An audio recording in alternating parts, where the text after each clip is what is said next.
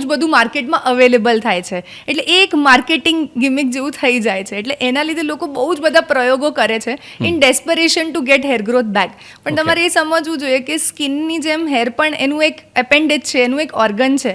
It is a complex organ in itself, જેની અંદર તમારા જેનેટિક્સનો રોલ છે, તમારો ડાયટ ન્યુટ્રિશનનો રોલ છે, હોર્મોન્સનો રોલ છે, તમે કોઈ ક્રોનિક મેન્ટલ ફિઝિકલ સ્ટ્રેસથી ગુજરી રહ્યા છો એનો રોલ છે, અમુક દવાઓનો રોલ છે. આ બધાના કોમ્બિનેશનથી હેરફોલ થતું હોય છે.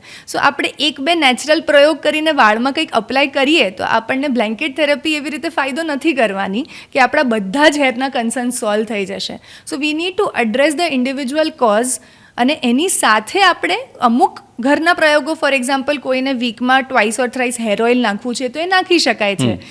કોઈ તમારા નેચરલ જ્યુસીસ કે કાવા કે જે ઓર્ગેનિક ડ્રિંક્સ છે પીવું હોય તો પી શકાય છે. પણ પી શકાય છે, માથામાં નાખવાના નહીં એમ.